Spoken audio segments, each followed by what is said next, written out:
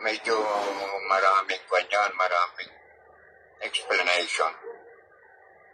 At ako'y nananalangin sa Panginoon na ang bawat isa sa atin ay kwan. So let us pray first. Panginoon, muli kami nagpapasalamat sa sandaling ito sapagkat binigyan mo kami ng pagkakataon pa kay panahon. Nataglay, Panginoon, ang aming maayos na kalusugan upang kami magamit namin, Panginoon, sa patuloy naming pag-aaral. So Lord, dalangin namin ngayon na handa mo ang bawat isipan namin, ganun din ang aming mga puso. Upang ang iyong salita na aming tutunghayan na aming pag-aaralan ay magiging pagpapala, Panginoon, sa bawat isa sa amin sa pamagitan ng aming pagkaunawa at pagkaalam. Sa pamagitan, Panginoon, ng iyong banal na Espiritu na siyang magbukas ng aming isipan at siya rin magturo at magpaliwanag. Gamitin mo, Panginoon, ang iyong lingkod na bilang instrumento sa panahong ito. Upang ganun, Panginoon, ang bawat isa sa amin na iyong pinili, na iyong anak, patuloy kaming lumago. Patuloy naming malaman, Panginoon, ang nais mo sa bawat buhay namin. Ang iyong kalooban. So Lord, maraming salamat, aming Diyos. Maraming salamat sa pangalan ni Jesus. Okay, punta muna tayo sa sa Jude. Basahin muna natin ito sa Tagalog. Pagkatapos ay ating tatalakayin.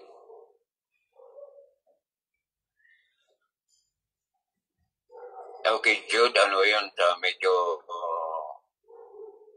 last na kwan.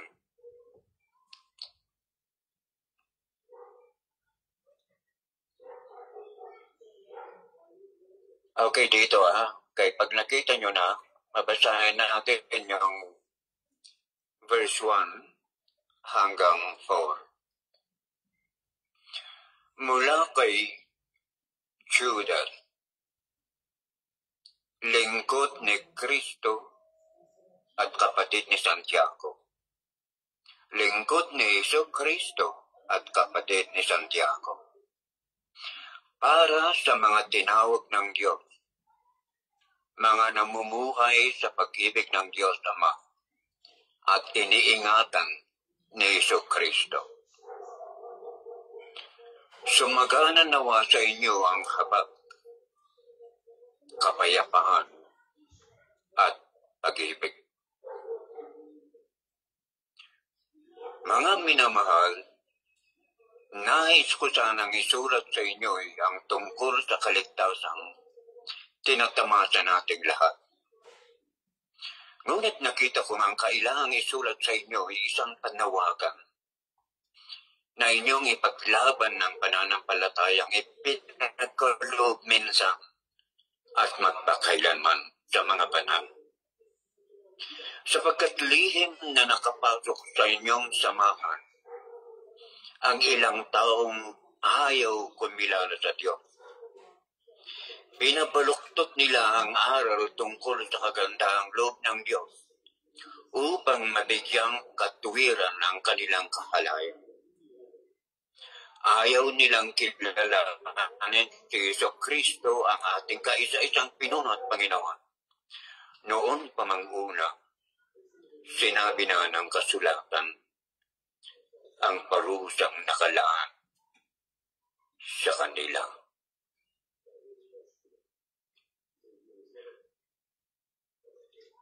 Punta tayo sa natin to sa English sapagkat sa Tagalog ay isa pag nakita natin, pinasa natin yung Tagalog at na nalaman natin sa pamagitan ng ating mga tinatawag na salita.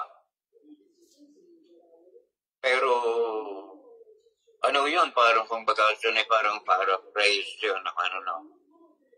Mayroong mga mahalagang mga anong tawag dito, mga salita na bibigyan natin ng linaw pag sa English, ha? So dito sa English, basahin natin I think yan, King James ba ito or New King James Version, kung anong man version niya dyan. Sabi dito sa verse 1, Jude, a bondservant of Jesus Christ, and a brother of James, to those who are called, beloved in God the Father, and keep for Jesus Christ, may mercy, peace, and love be multiplied to you. Beloved, while I was making every effort to write you about our common salvation, I felt the necessity to write to you, appealing that you contend earnestly with the faith that was once for all time handed down to the saints. For certain people crept in unnoticed, those who were long beforehand marked out for this condemnation, ungodly persons who turn the grace of our God into indecent behavior and deny our only Master, Jesus Christ, Master and Lord, Jesus Christ. Okay.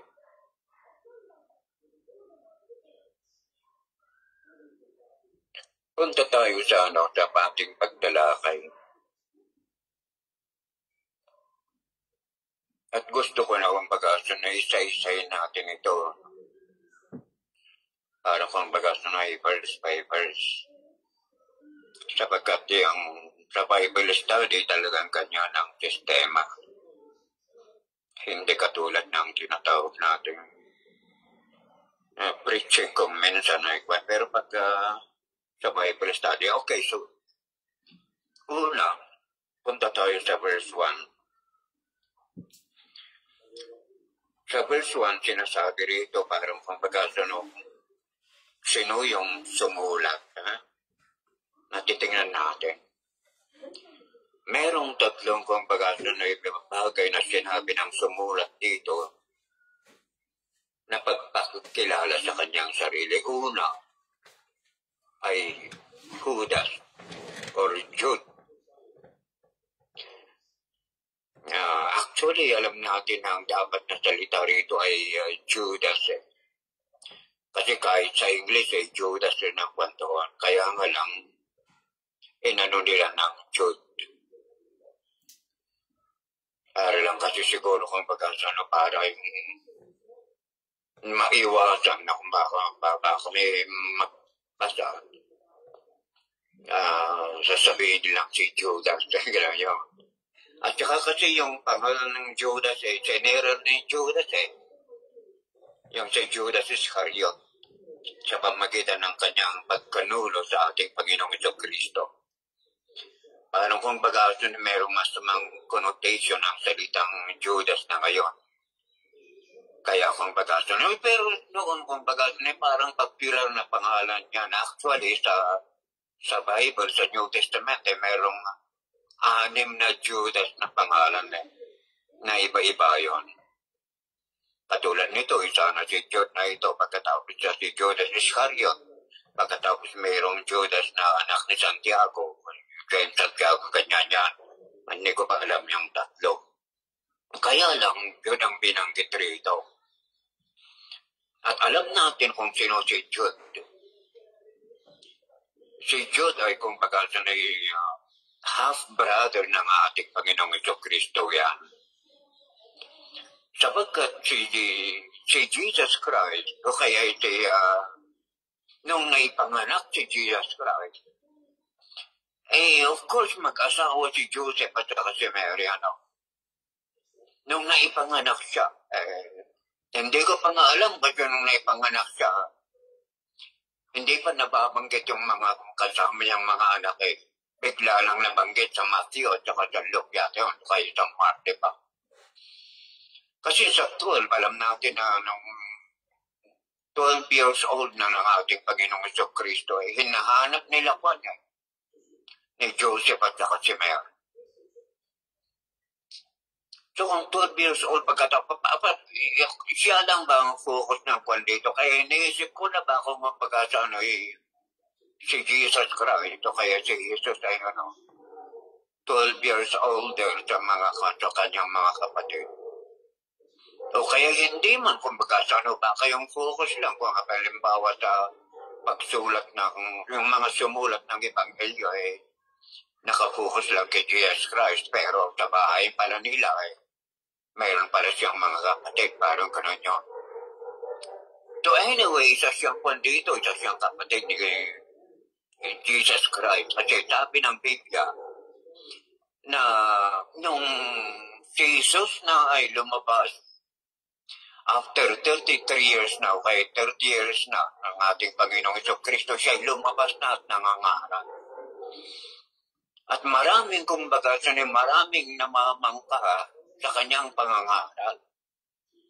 At mayroong narinig na nagsabi na sino ba itong nito? Maayos ng kanyang pagtuturo kay pananalita.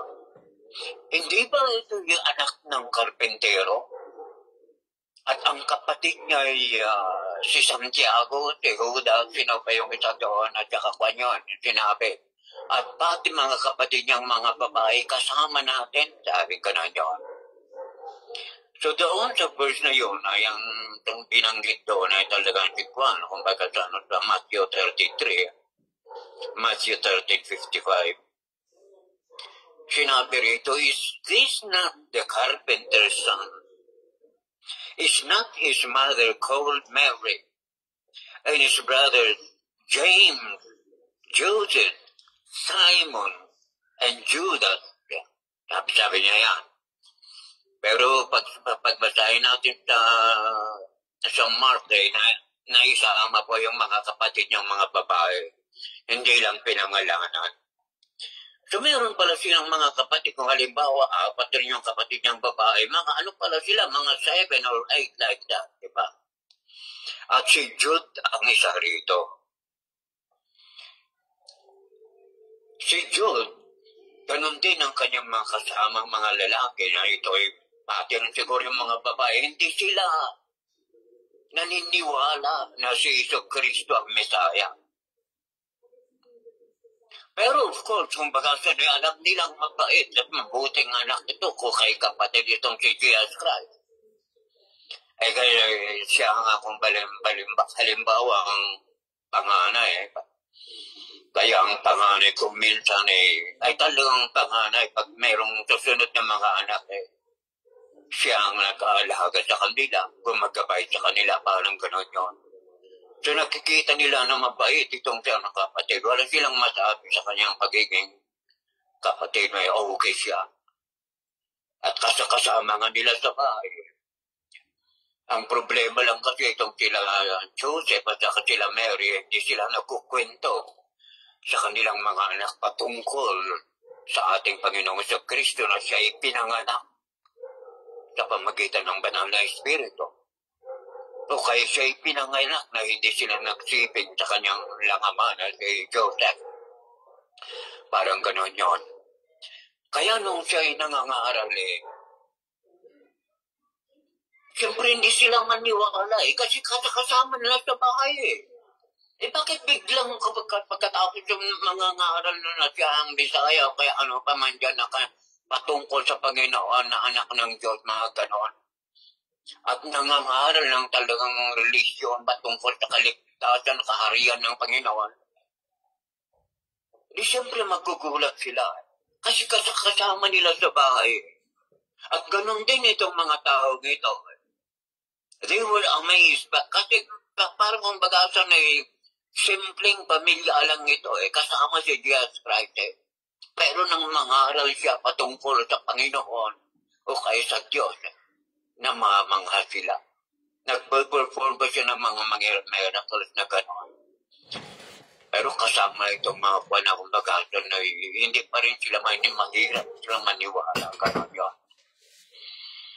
So, nung lang kung nung na-crucify lang ang ating Panginoon at siya'y nag-resurrect, ay doon na akong pagkasanay naniwala itong mga magkakapatid na ito.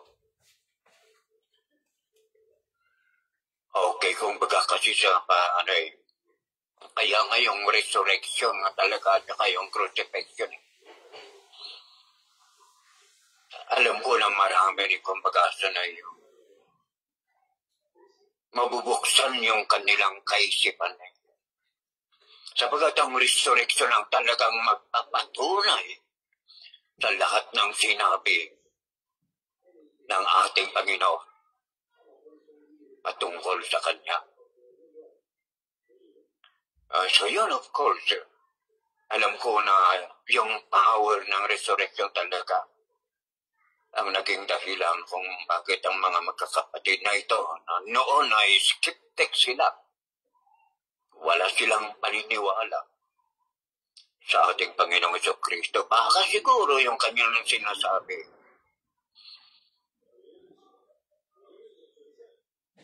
Alam nila na katotohanan o kayo totoo, pero yung sasabihin niyang siya'y Messiah, ay yun ang hindi lang mapapaniwala. But anyway,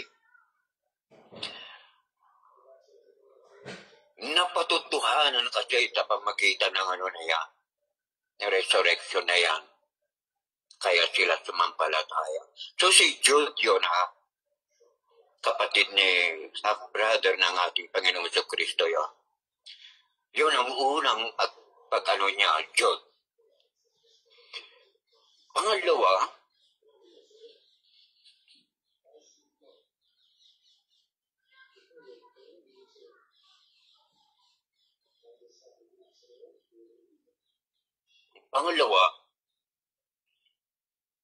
sa kanyang pagpagkilala sa kanyang sarili na sumulat,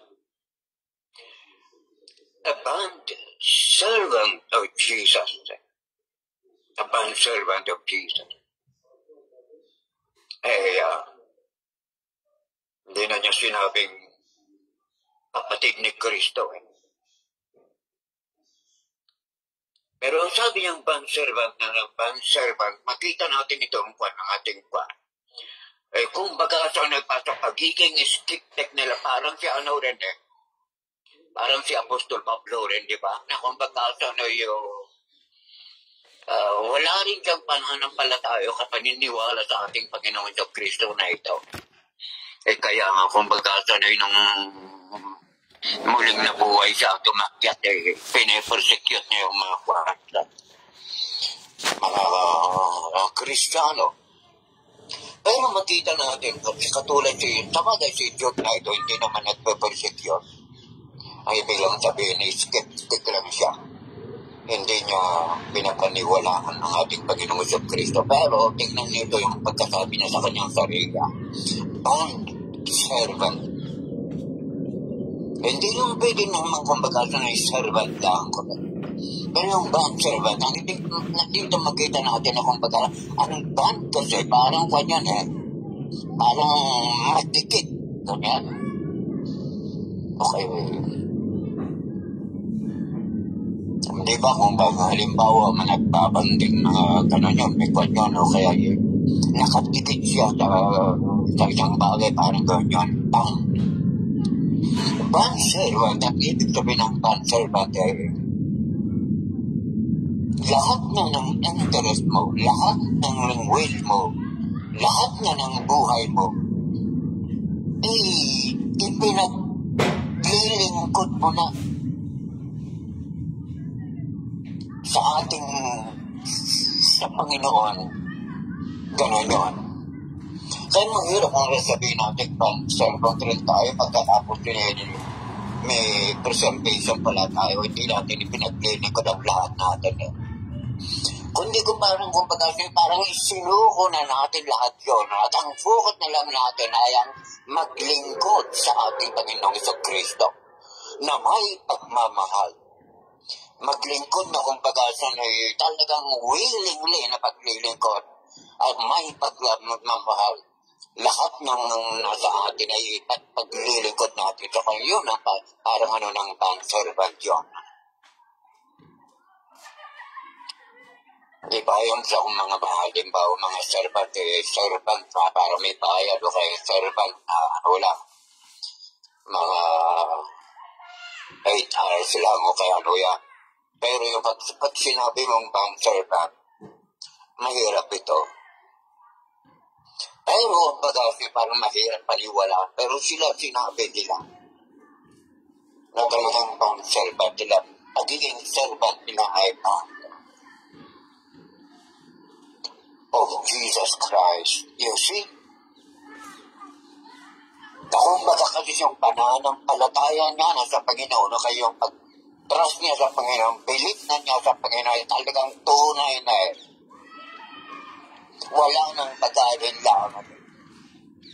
Kaya kumbaga ang buhay niya talagang may pinaglingkod niya at hindi na lang servant ang tao na pan-servant of Jesus Christ. Of course, isa pa rito pag sinabi kasi ng servant karaniwan may amo yan. O kaya noon pag servant dahil kung pag-asa na nahari. Ako'y nainiwala na kung pag-asa na yung sinabi ng Panginoon na mayroon siyang kaharian at siya ang hari. Siya rin ang hari ng mga hari. Kaya kung pag-asa na servant yan ang hari at pan-servant ng ating Panginoong Kristo. Hindi bang servant ang sinumang mga hari dyan? Hindi bang servant kung sinumang Diyos yan na tinatawag na Diyos? Hindi servant ang hari ng Romano kaya ng pamahadyan, but ang ating Panginoong Kristo. And then another one, pagkilala niya sa kanya sarili, and brother of James, brother of James.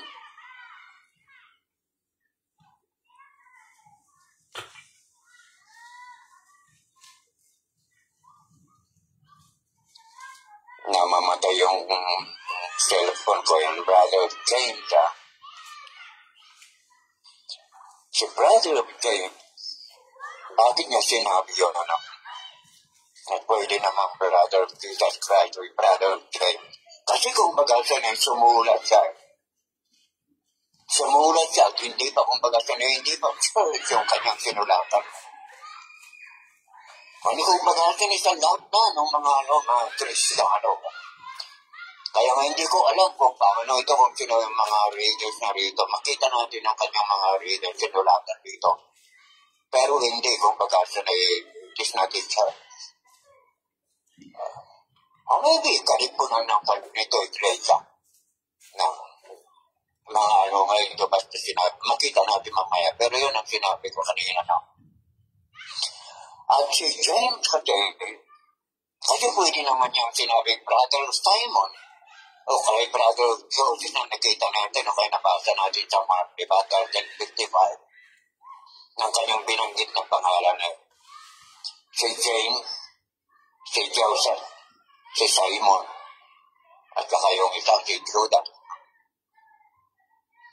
Kasi si si James, katulad ng sinabi ko, sumulat kasi siya sa mga Kristyanuhan. At si James, kilala yan noong early church. Ano pa nga siya, kung bagas ng leader siya. Mayroon pa nga nagsabi na siya bishop ng Church of Jerusalem. Isa rin siya kung bagas ng pillar ng church. Kaya kilalang kilala na kung ang bagas na kilalang kilala rin ng mga Kristiyano. So para bang binanggit niya siya kung bagas na para not only to be identified with James na kung bagas na talagang isang leader na Kristiyano na dapat pakinggan, gano'n yun. Kaya parang kumbaga, parang yung authority niya, kaya bakit merong hindi pa nakakikilala sa kanya. Ewan ko lang kung siya rin naging nagpapastor nitong si Judas na ito. Maaari siguro. But dito, kung paano yung pinapagkamit na ng guide, alam ko yun ang isang dahilanan. I-identify niya sa isang leader. At tama naman na kumbaga sinitang sapagkat kapatid niya talaga. Para mapakinggan siya. Para meron siyang authority. Para kumbaga siya na borrowed authority from his brother. Para yung kanilang magmatay nga talagang ikilig sa kanya. O kaya yung kanilang mga matay, patay nito kanyang isinulat. Okay? So yun, sa verse 1, at pakikilala ng kwan, pagkatapos dito rin sa ano na ito, ay yung kanya rin sinulatan. Tatlong bagay rin, okay, tatlong ano yung kanyang sinulatan. To those who are called, ibig sabihin tatlong taglayin. Okay, yung kayong mga Kristiyano na, kaya lang ang description niya sa Kristiyano ay tatlong bagay. Ano yung unang bagay? To those who are called, mga tinawag, sa mga tinawag. Minsan kung bagasa niyo yung called at saka chosen, parang similar na yun kung sa Bible ang ano. Kasi yung chosen, katawagan rin sa mga Kristiyano yun. And then called, of course, katawagan rin sa kanila. At ang called dito sa Biblia ay kung minsan nagagamit ng verb. Called, tinawag, di ba verb? Okay, called na noun. Yung mga tinawag rin. Noun yan. It's either used as a noun or verb dito sa Biblia. At dito pa nga sa pati sa called na ito pwedeng verb at ano yung noun Called na tinawag. Called na tinawag rin. Yung tinawag ko. Alam naman natin na ang ating Panginoon, kaya sabihin sa Ephesians, ang sinabi na Apostol Pablo, na they were called or they were chosen from the beginning. Wala pang mundo. Saka yun na, kay mga Kristiyano na, ay sila ay mga tinawag. So tinawag, para magkaroon ng kaligtasan, tinawag, para maging kasama ng Panginoon na maging inheritor, tinawag para kung pagkasin mabuhay rin doon sa New Jerusalem. Pero tinawag rin na kung pagkasin ay para ipangaral. O kaya ay para magkaroon sila ng trabaho. They will have the responsibility to share o kay pangaral yung salita ng ating Panginoon. Mag-evangelize na lahat. Another one, bukod sa tinawag, ay sanctified by God the Father. Sanctified, kung pagkasin ay isinat apart. They were sanctified, isinat apart. Totally ng mga tao sila ay isinat apart ng ating Panginoong Kristo na kanyang iibigin, na kanyang kung pagkasin ay tagapagayan, papatapagayan. Ay ang ibang term dito ay beloved by the Father. Kung pagkasin ay yung kanyang pagmamahal, yung kanyang care at lahat ng parang ano na kanya.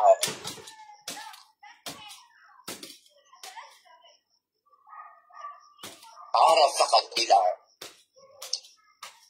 magiging object sila ng ating Panginoon.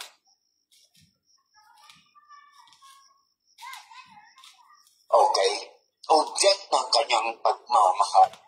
Object ng kanyang care. Isinet aside para magiging righteous. Isinet aside para maging holy. Parang gano'n yun. So they will sanctify. Sinner sila but they were sanctified.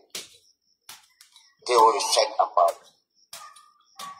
May ganyan rin pagkakakilanlan sa isang Kristiyano sapagat yan ang description ni Jude na kanyang sinulatan.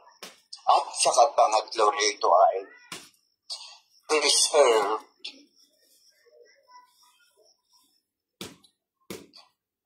by Jesus Christ. Sa ibang talata, sa ibang kumbaga version ang sabi nito, keep or preserved in Jesus Christ. Preserved in Jesus Christ pala, diba? O kaya'y distinct kay Kristo. Keep. Kaya dito natin makita kung pagkasa yung sinasabi na ako yung tinatawag na usas na once saved, always saved. That is true. Totoo yan eh. Sabi pa nga ng Biblia, I think Santiago ang nagsabi na mayroong kakayahan na kung pagkasa na ibaon tayo pag tayo ay natumba. Ganun yan. Pagkasa nyo, kung mayroon kang kakayahan ng protect, that's why, lahat yun kung pagkasa na yung yung sinabi na lang dito na kung pagkasa na yung description ng mga Kristiyano, in Jesus Christ. Preserved in Jesus Christ. Ibig sabihin yan, wala nang makakaano yan. Talagang nakapreserve pa yan, past tense na yan eh. Parang tapos na eh. Na nangyari, it's already preserved. Kaya yung nangyayari sa atin, wala tayong dapat ng katakutan. Yung ating kaligtasan na ito, wala tayong dapat katakutan. Kasalanan kung pagkatuloy yan, maaari makapaghiwalay sa atin ang Panginoon. At tayo nagkakasala, pero wala tayong kinakatakutan kung sakali nagkakasala tayo. Sapagkat yung sabi dito, mayroong Panginoon na kung pagkatuloy, nagiging natin, advocate natin eh. Kaya pa sa ito lang sinabi niya na kung pagkatuloy, manalangin tayo sa Panginoon. If we are going to confess our sin, sabi ko ninyo, God is just na tayo ipapatawarin sa lahat naman ng nagkakonfess o kaya nananalangin eh, sinasabi niya sa pangalan ni Jesus. Okay? So kung baga siya na talagang we are kept sa ating Panginoon. Nakapreserve na tayo na magiging lalong palaging matagumpay isang kanya ng ibig sabihin niya. We are kept. We will palaging matagumpay kanya. We are kept also na kung pagkakasing magiging inheritors na. O kaya yung mga pagpapalo yung promises ng ating Panginoon ay talagang matutupad na. We are kept by that promise ng ating Panginoong Kristo. Kaya itong napakatigas na ang dami namang talata na nagpapatugtoo ang sinasabi ng Panginoong Kristo na ang mga believer ay nasa kamay na ng ating Panginoong Kristo. Siya ang ating pastor. Walang pastor na magpapahamak sa kanyang sin. Walang pastor na kung pag-asa na naging ignorante o kaya kung ba tumakbo kakayaan ng Panginoon niya. Siyempre, ang habulin niya ay gagawa pa nga siya na kung pag-asa na iba ako para hindi makawala yung kanyang mga tupa. So, ganyan yan. Kung pag-asa kaya wala na. Kaya kung halimbawa mayroong nagsasabing na wala ang kanilang kaligtasan, ang totoo nyo na wala silang kaligtasan na which will be kept by our Lord. May diba? So, ganyan ang makikita natin.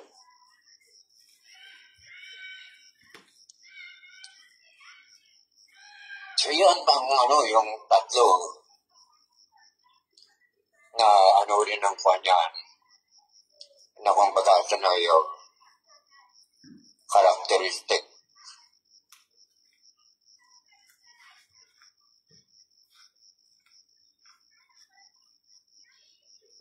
is that nawala pa rin naman yun?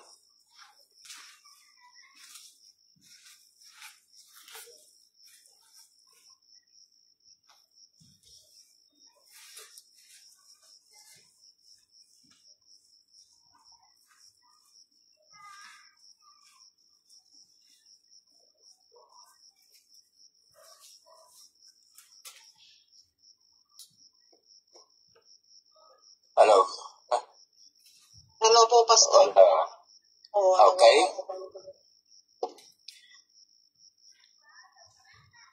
Namamatay yung ang natin I do not know kung bakit natungka natin.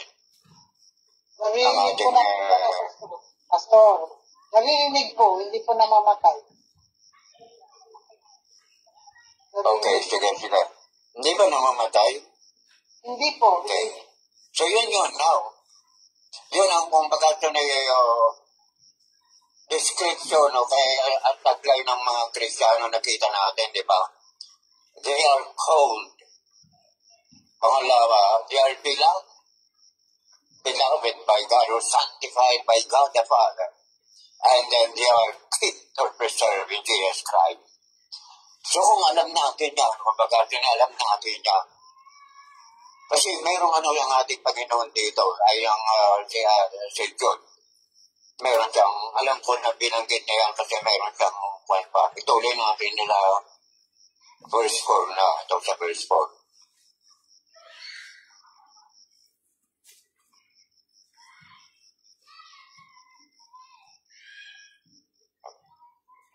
Verse 4.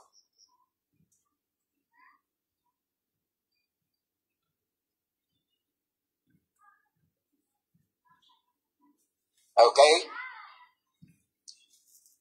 So ano pa pala sabi niya? Mercy, peace, and love be multiplied to you.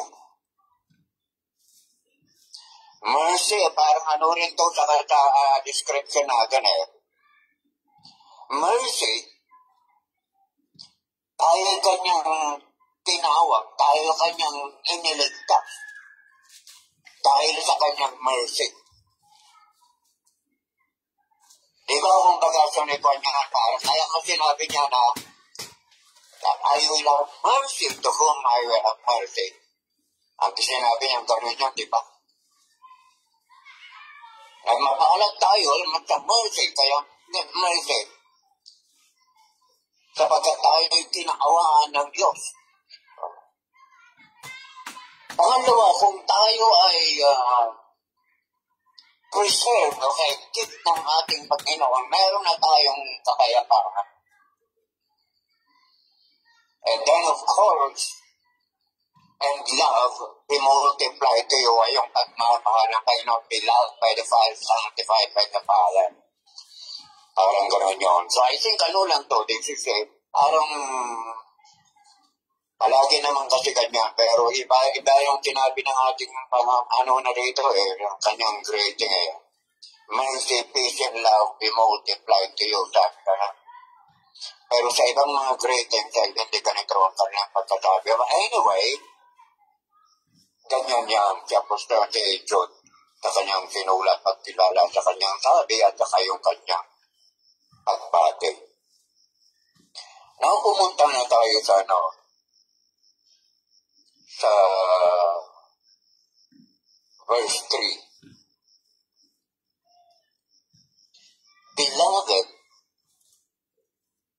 while I was very diligent to write to you concerning our common salvation,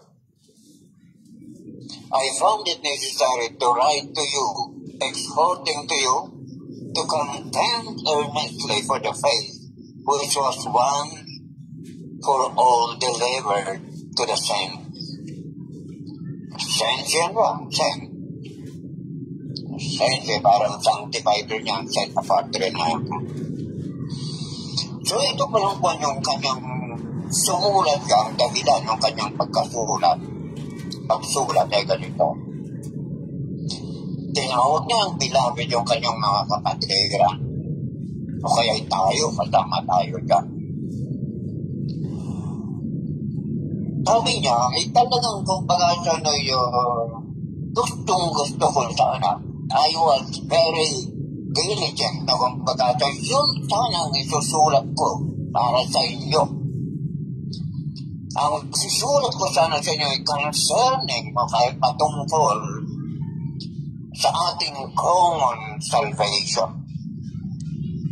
Common salvation, kahit sinabi ang common salvation, kasi isa na common, di ba? Isa lang paano tayo naligtas sa pamagitan ng sampalataya natin sa ating Panginoon sa Kristo. Kaya that is common salvation. Ay pag hindi common ang salvation na kumbaga, ang ibig sabihin niya, saka yung common, parang yung totoo, yung tamang pagkaligtas, yung tamang doktrina ng salvation, yun sana ang isulat ko. Ay ang common, kumbaga, parang niya, hindi iba sa mga hari, kanilang pagkaligtas. Hindi iba sa mga kapisan sa kanilang pagkaligtas. Hindi iba sa kung may ibang mga taong klase ibang mga tao. Hindi yan. Pag sinabing common, iisa lang na pagkaligtas. Katulad si Apostol Pablo, ang pagkaligtas ni Apostol Pablo na isa siyang Pariseo, may ano yan. Pagkaligtas ng isang hari, kung sino mang hari dyan na naligtas. Pagkaligtas mo, pagkaligtas o isa lang yan. Kaya yung pipinanggit na common salvation. Yung pagkapako ni Kristo sa Panginoong Diyos. Yung pagkabuhos ng kanyang dugo. Yung kanyang sacrifice. Yung pagkamatay niya. Yun ang ating kaligtasan. Or we will say, the common lang yan. Kaya pag hindi common, so baka siguro yung sasabihin na ng ating Panginoon, sabihin niya ng common, kaya niya binanggit na common eh. Kasi mayroong, sa susunod mayroong nagtuturo ng iba. Yan. Pero sabi niya rito, I found it necessary to you. Nakita na siguro, nakakaban na buunan niya. Na kung baga, laro nang makita natin dito na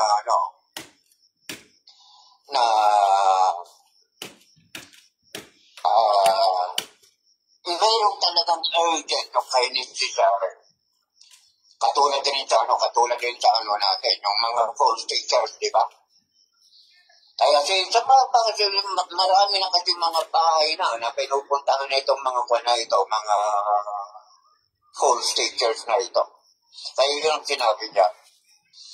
I found it necessary to write to you, exhorting you to contend earnestly for the faith which was once for all delivered to the saints. Once for all, Pero sabi niya rito, kailangan na. Ganyan talaga Bagay pinabayaan niya na yung common salvation na dapat siguro ipaliwanag na. Pero mas ito, mas necessary pa ito, kaya ang necessary to write to you. At ano yung sabi niya? To exhort or to compel or to appeal. Exhort to you to contend earnestly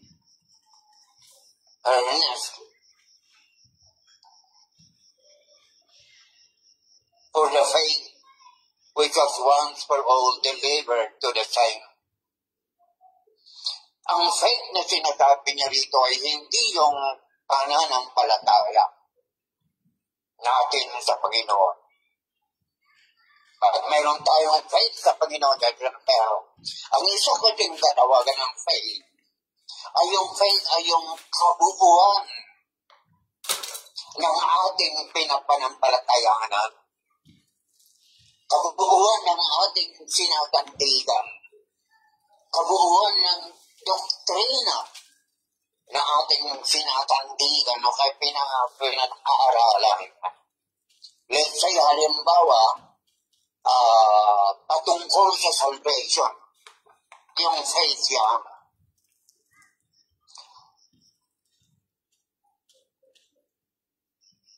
Okay, so nakita natin, hindi yung faith na pananampalataya natin sa Panginoon ang sabi rito, kundi yung faith, yung gospel,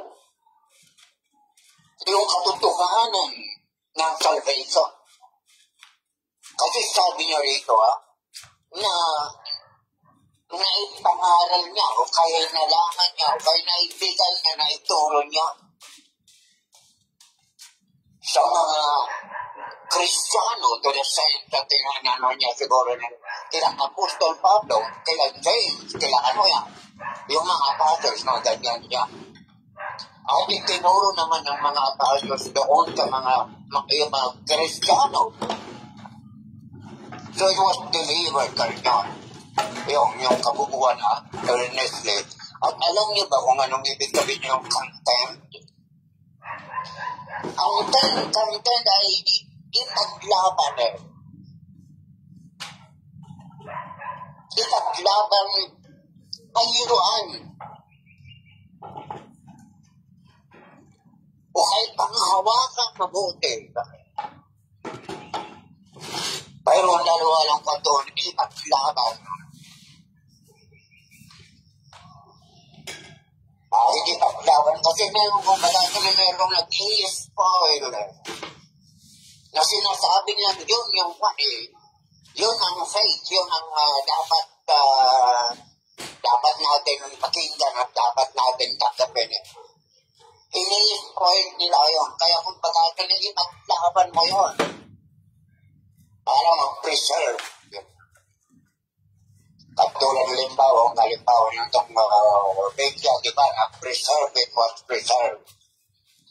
So, ibig sabihin ito ay naipagkakano ito. Yung mga kung na-spoil dito ay talagang parang yan ang dapat na gawin. Na ini-exhort itong sikwa na dapat natin gawin. Contempt to the faith. Sa panahon natin ngayon, hindi na ganyan kasi ang dami-dami natin ka. Ang dami na lang bumababoy sa ating pangit. At sasabing Ebanghelyo. Sabi pa nga kung bagay na sabi na Apostol Pablo yung mga ngaran ng Ebanghelyo na hindi Ebanghelyo Pero sa atin, sinasabi pa rin natin na hindi natin ipinaglalaban. Pag mayroon tayong nakikita na nangangaral na Ebanghelyo, sabihin natin, igalang natin ang kanilang mga religion, igalang natin ang kanilang mga pananampalataya. Samantalang kung bagay na alam mo ba na pag sila'y nagtuturo ng ibang pagkatapos sinasabi ng Ebanghelyo, they are, kung bagay na binabaaboy nila, ini-spoil nila. Kaya doon tayo ang ibig sabihin ng pandita na ipaglaban natin at ayuhan natin. Gano'n yan. Huwag natin sabihin na respeto. Ay mga katulad nga sinasabi ko na kung ba't. Okay ba tayo kung maging judgmental, pari-parehas lang ng religion, basta Jesus, sasabihin natin gano'n na.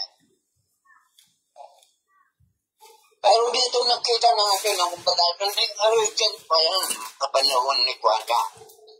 Kaya nga ngayon, kung batasin ay wala. At ano kung batasin ay sasabihin pa natin ang takot tayo sa dinitibate. At dinitibatehan ng reliyon dahil takot ang ganyan yan. Ipaglaban mo yung kwan. Yun ang sabi ni Apostol Pablo rito ay ni Jude na dapat gawin.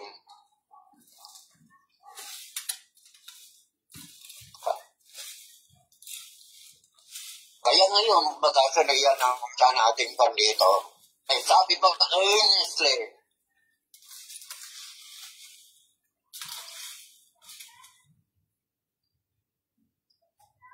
paano natin ipaglaban ang pag-asa? Kasi katulad sinabi pa ang context dito, katulad pag nangangaral totoo naman pag nangangaral. Talagang sinisira nila yung Ebanghelyo. Iba yung kanilang presentation ng Ebanghelyo. At ang masama pa doon sa kumbaga ng Ebanghelyo na ng Ebanghelyo na walang ibang Ebanghelyo. Isa lang Ebanghelyo. Kung meron mang ibang Ebanghelyo yan, impyerno ang patutunguhan yan. Because there is only one Savior, which is Jesus Christ. Sa pamagitan siya lang ang kumbaga ng way. Kung sinira mo ang way na yan, sinasabi mong Iso Kristo siya, pero iba naman yung pagkakilala mo. Denied nga yung sabi rito Okay. So, dapat natin tanggawin. Pero unang-una nga kung pagkasanipwa niya, kailangan natin malaman yung faith. We must understand, we must know yung faith natin na ito na wants to labor to the same. Para kung bagasano'y maipaglaban natin. At alam natin doon kung saan yung kanilang pinupunterya. Para matibati natin yung siluman, yung may fall na Ebanghelyo na yan. At maituro natin ang tama. Pero kung hindi natin alam kung ano yung tama yan, siguro wakwa ni Apostol Pablo yan. Kaya sinabi ko, once delivered to the saints, ibig sabihin yan, alam na nila. I found it necessary to write to you. Hindi panibagong doktrina, hindi yung doktrina ng salvation. Kundi susulatan ko kayo para i-explore, to drive you into action, sabi ang ganon. Well, you must contend to the faith. Itayon ninyo yan, ibandila nyo yan. Pagkatapos ipaglakaban nyo yan. I fight the good fight of faith, sabi niya. Apostol Pablo, ang meaning niya doon kinakalaban niya diba kung bagasa ng sakalasan ka. Ang unang kung bagasa ng ibang-ibang yung mga Judaismo Pero dito hindi na. Makikita natin mamaya. So yun, dapat natin isipin yan. Huwag tayong magiging kumbaga ng mga tolerant. Pag nakikita natin kumbaga ng mayroong umano ng kwanta, dapat pumunta tayo. Pag mayroong nagtuturo ng iba dyan. At saka huwag natin sasabihin na kumbaga yan.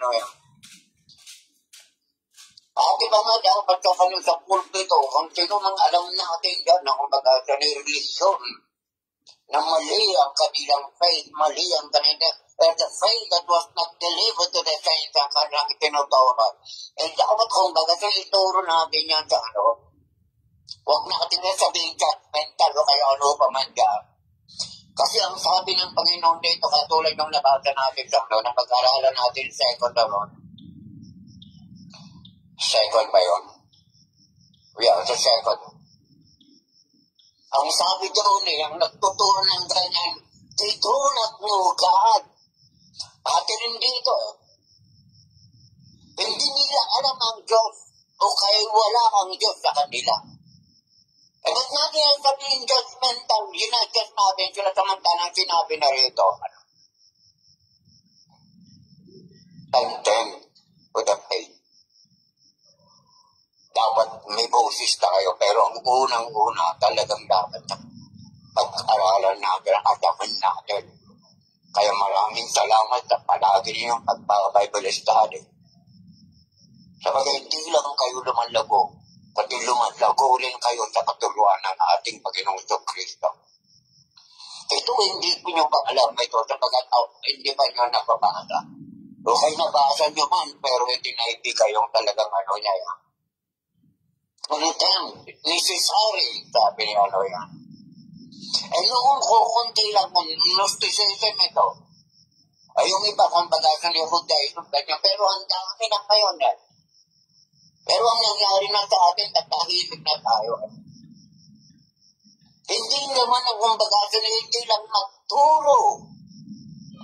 Hindi lang mag-evangelize ang ating responsibility. Dito na sinabi na rito. Exhort you to contend earnestly for the faith. Earnestly maayos.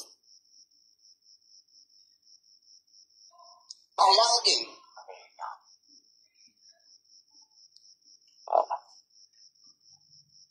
Which was delivered to the saint. Mas mahalaga pa yan kaysa doktrina sapagkat alam na nila. Imagine salvation na dapat sanang sulatan na malaman ng lubusan itong mga kwan na ito. Subalit mas mahalaga pa yun na dapat nating mapag-aralan no kaya isulat sa kanila para malaman nila. So we are called to contend. We are not only called to be inheritors of God, but while living habang tayo nabubuhay, Kristiyano ang tawag sa atin. At nasa langit na tayo, adopted sons na tayo. While living here on earth, meron tayong responsibilidad not only to read the Word of God, to learn the Word of God. Diba yun ang sabi ni Frank na ang scripture ay pag-aralan niya na yan to review, to reprove. Ano ba ang sinabi doon?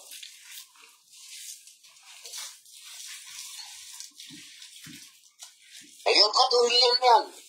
Di ba to review, talaga may content po yung ano, mayan. Kasi baka meron kong bagasa na yung ano. At hindi lang naman yung mga Christian na bagasa na yung ginano mo. Ini-rebuke mo. Kundi dito nakikita natin na pati mga false teachers rebuke. Now, ang tingnan natin sa verse 3. Verse 3 pa yun ay verse 4 na. I found it necessary to write to you, exhorting you to contend earnestly for the faith. Why?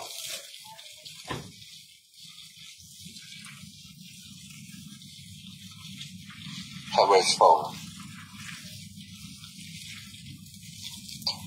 For certain men have crept in unnoticed, who long ago were marked out for this condemnation.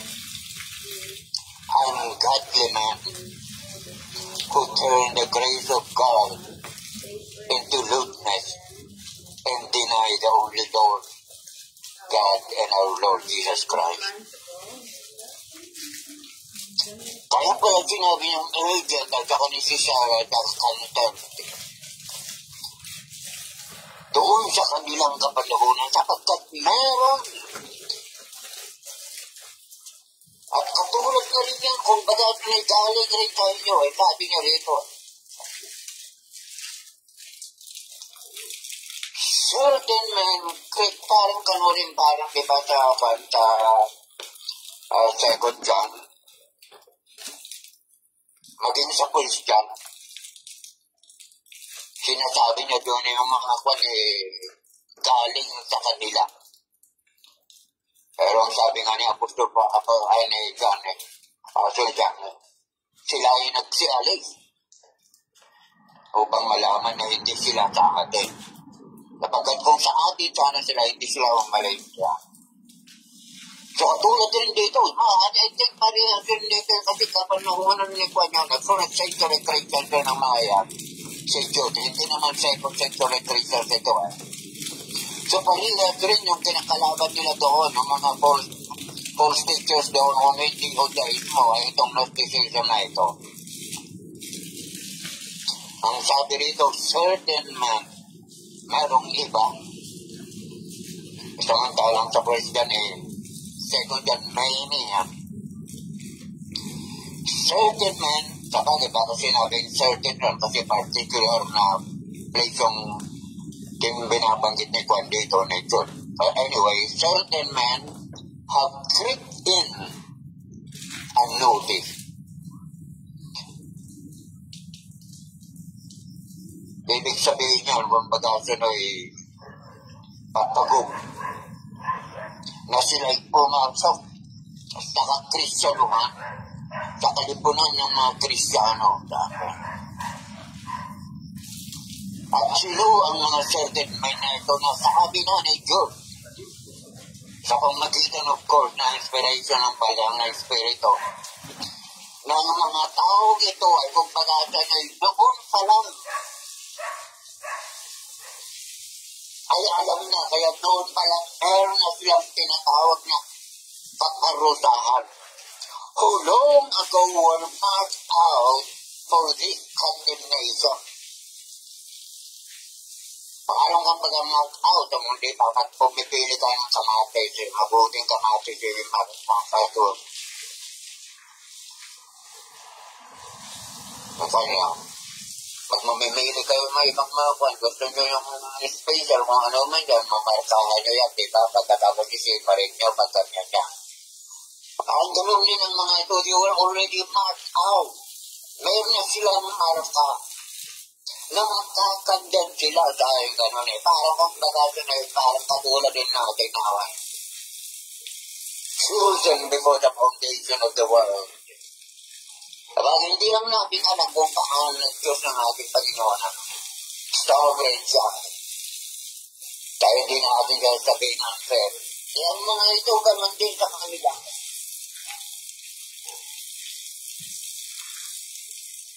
Condemnation ang may markana nilang condemnation ang pagkata na hindi pa sila lumitaw eh.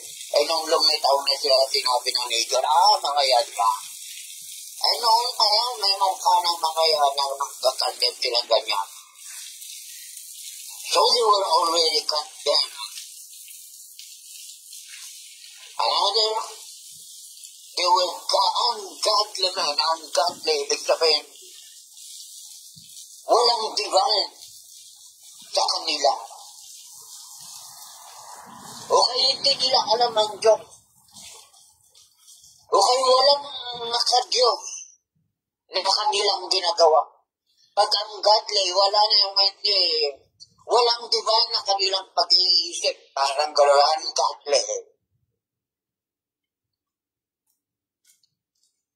Ang kanilang mga aksyon ay hindi maka-Diyos.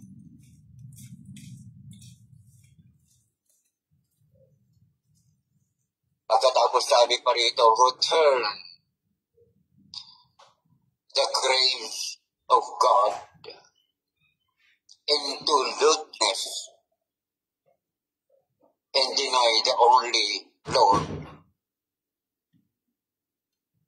and our Lord Jesus Christ. Ano pa yung isa bukod sa ungodly sila?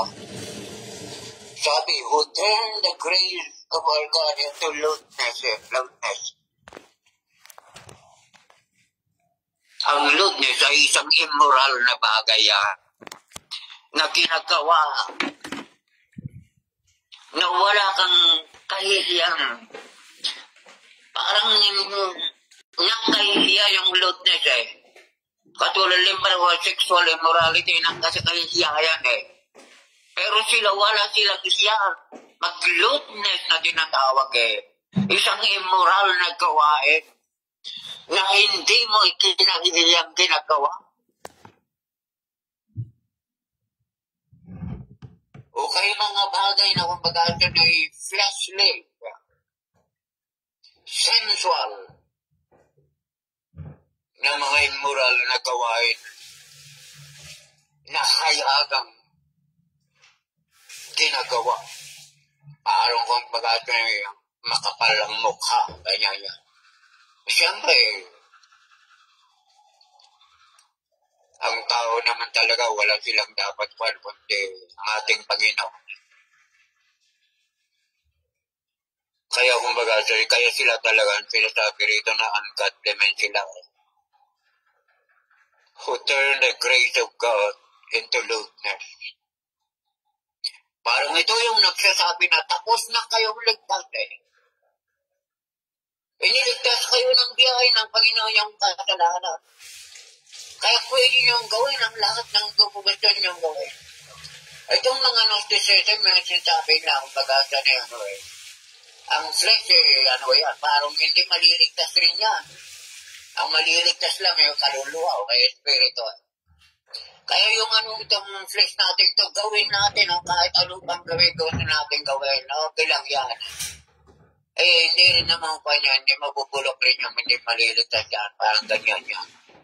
So yung biyaya ng Panginoon, yung grace na kanyang pagligtas na ganyan. Ginagamit nila sa sa load natin. Ganyan ang ginagawa ng mga Gnostics. So sa pamagitan ng pagsalaulan nila sa grasya ng ating Panginoong Jesucristo. Yan ang sinasabi ko na binababoy eh. Ang katuruan ng Panginoon. Ang grace ng Panginoon dapat dapat ipagpasalamat yan at dapat alam natin yan. Pero dumating ang mga ito, binababoy nila. Kaya masabi ko ng pag-contending. Ipaglaban nyo ito ng biyaya, ang grasya ng Panginoon, hindi kanya. Tayo'y indiligtas para mabuhay ng may righteousness at mahaya.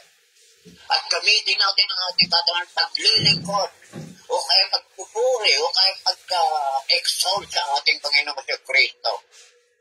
Pero ang mga ito, ang kanilang itinuturo?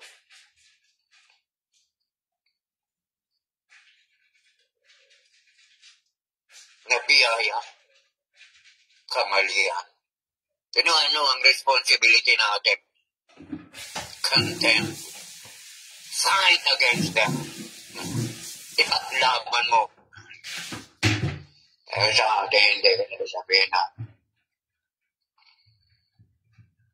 Naiwan ko lang sa bagay, marami namang pwedeng gawin sa pagkikipaglaban eh. Na hindi naman natin pupuntahan doon pagkatapos sa sawatayin natin sila.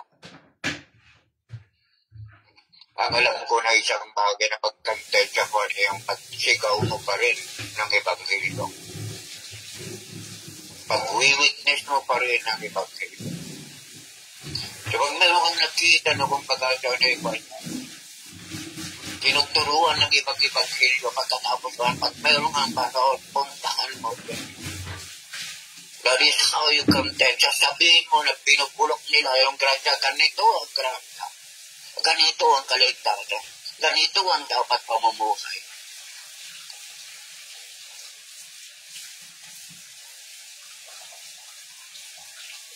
Dapat nating malaman na ganyan ang dapat nating gawin. They deny only Lord and God, of course.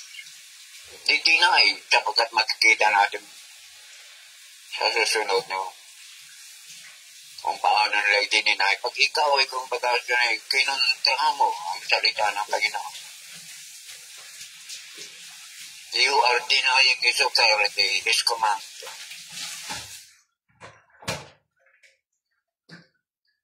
At sabi rito, hindi lang si Jesucristo, it's not only Jesus Christ, but also our Lord God. And deny the only Lord God and our Lord Jesus Christ. So ganyan yan eh. Pero pag makakita kasi tayo ng religion, ewan ko lang. Pero siyempre, Sa mga kulto kasi kung minsan parang meron din naman tayong makikitang katotohanan. Pero nga sa mga minsan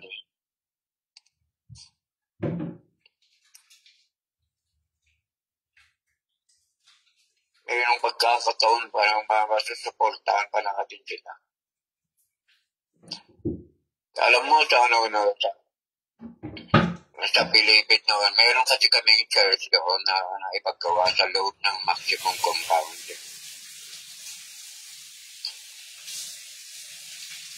Ano ba yung family of God? Mayroong isang ministry ng family of God na hindi ko alam kung bakit sa bagay yung kwan kasi namin yun.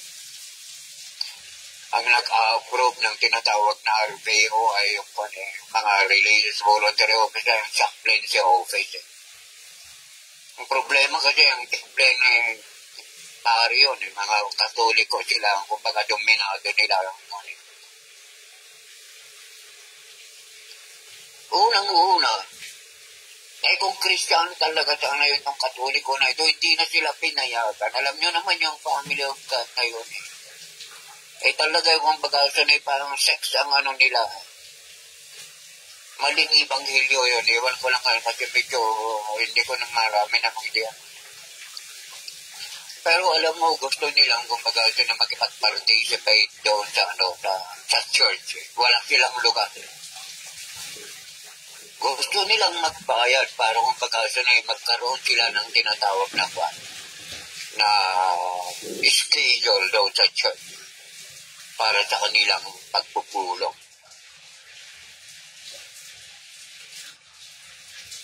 Siyempre, of course, umayaw ako. Kasi alam ko,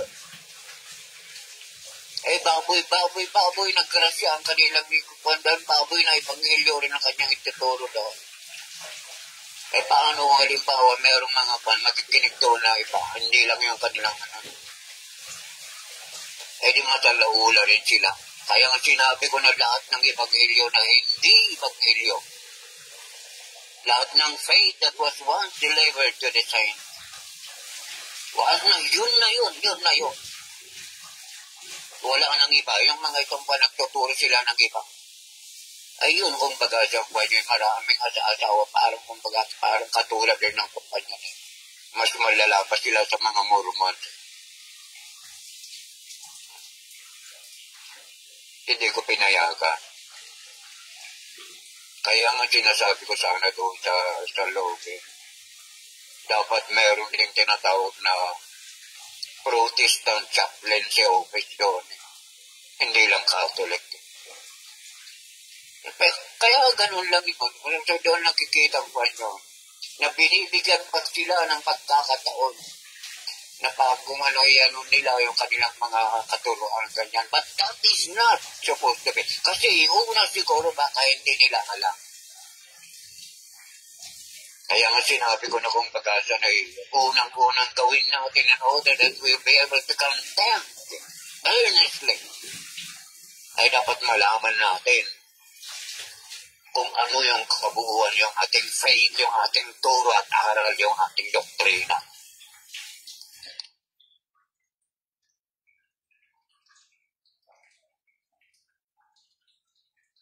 Para kung bagasa alam natin kung paano tayo lumaban. Alam natin kung ano ang gamitin nating mga talata. Ang espada natin. Of course, alam natin na ang salita ng Panginoon, particular doon salita ng ating Panginoon na ilaban natin sa mga taong ito. Isa ngayon yan, dito lang muna tayo.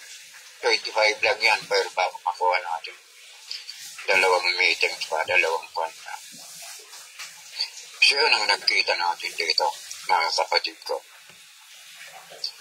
Pag nilay-nilay niya, isipin niya, i-meditate nyo na. Kasi alam ko na kung baga ng Kristiyano nga, talagang tolerant na sila. Isa lang kanilang focus para mangaral. Pero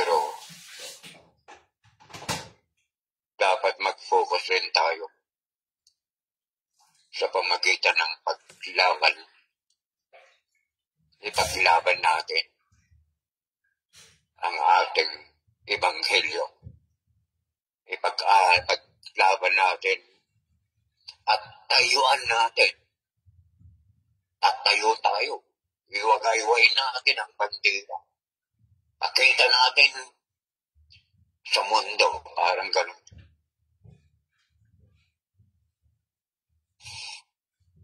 Purihin ang Panginoon. Hanggang dito lang muna tayo. Pero alam ko na mayroon na tayong nakita dito. Hindi man natin nababasa ang Diyos, pero dito ngayon nakita natin. Na kaya naisama yan dito sa 66 books. Na-canonize. Maaring dahil dito sa isang bagay na ito, no? Darating ang panahon na parang pababayaan na ng mga Kristiyano. Ito ay parang reminders na sa atin.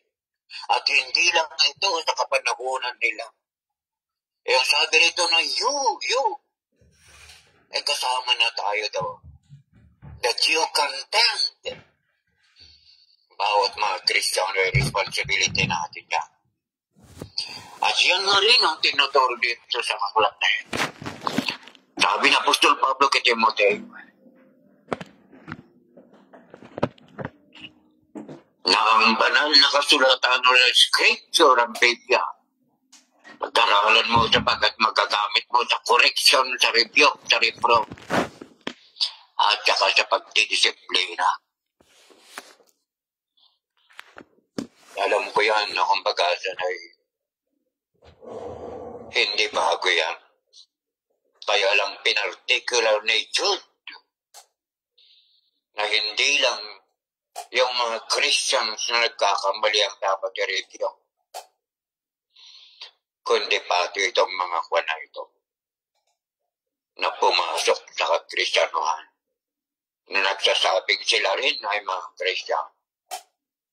Dapat silang mapuksa, dapat silang makaya, at dapat silang malabanan. Lord, maraming salamat sa iyong mga salita, unang-una sapagkat nakita namin ang aming mga responsibilidad. Alam namin ang sinulatan ni Apostol ay ni Jude dito ay hindi lang yung mga pastor. Para sila lang ang gagawa, kundi ang sinulatan niya rito ay yung mga tinawag. Yung mga sinantikoy ng Panginoon. At saka yung ipiniserve.